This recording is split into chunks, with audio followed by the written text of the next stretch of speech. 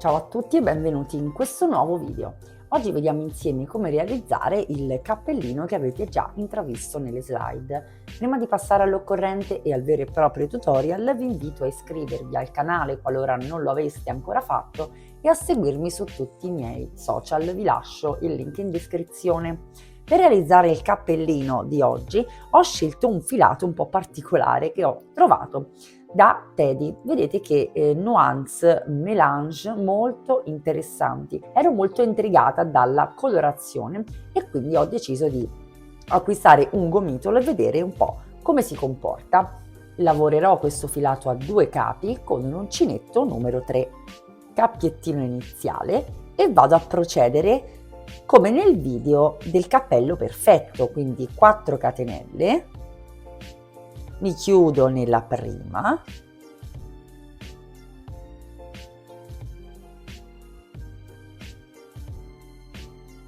e da qui inizio le mie prime 3 catenelle, dopodiché con il filo sull'uncinetto vado a rientrare nel forellino che si crea delle mie 4 catenelle chiuse in cerchio e realizzo altre 7 maglie alte per un totale di 8.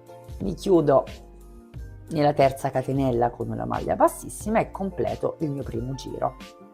A questo punto tolgo il marker e inizio la sequenza degli aumenti. Inizio subito con 3 catenelle o una maglia bassa sull'altra come al solito, marco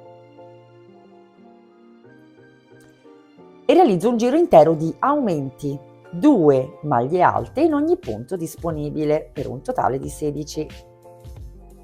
Chiudo con una maglia bassissima dove ho il marker e ricomincio questa volta realizzando 3 catenelle oppure una maglia bassa sull'altra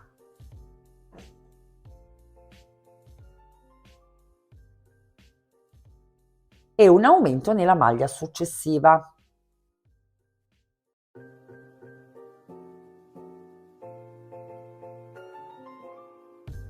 Una maglia alta e un aumento per tutto quanto il giro. Ci chiudiamo con una maglia bassissima e ci alziamo di nuovo. Proseguiamo la lavorazione come ho spiegato nel video del cappello perfetto. Continuiamo ad aumentare, quindi questa volta andiamo a realizzare 2 maglie alte e un aumento, 2 maglie alte e un aumento per tutto il giro. Giro successivo 3 maglie alte e un aumento, ancora successivo 4 maglie alte e un aumento. Ricordiamoci sempre di sfalzare gli aumenti. Se li realizzassimo infatti uno sull'altro ci troveremmo con vari spigoli nel nostro cerchio. Quindi ricordiamoci sempre di sfalzarli. Se avete qualche dubbio andate a riprendere il video del cappello perfetto che vi lascio linkato qua su in alto. Raggiungiamo il nostro diametro.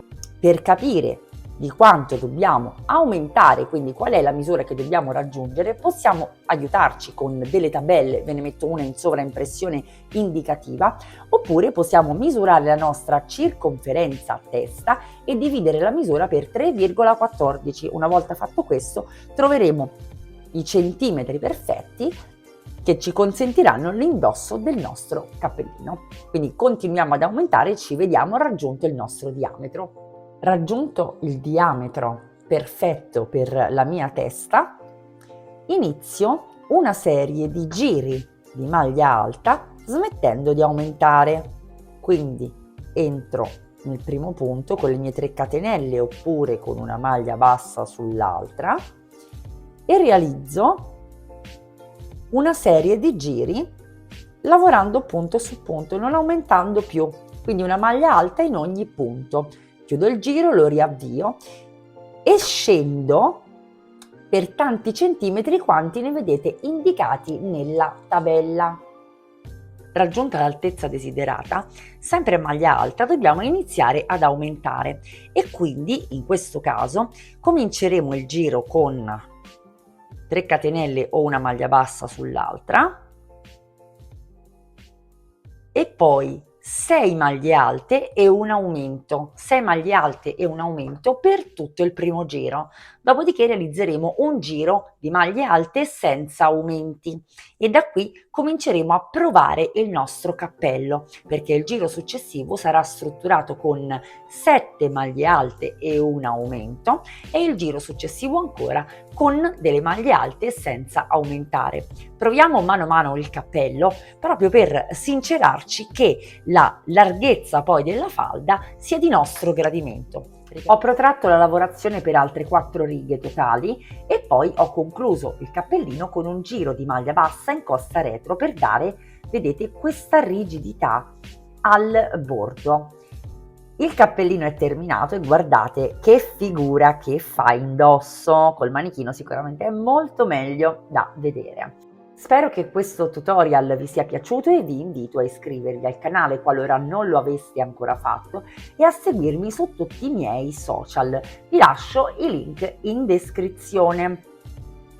Vi auguro come sempre una fantastica settimana e vi do appuntamento a lunedì prossimo con un nuovo tutorial.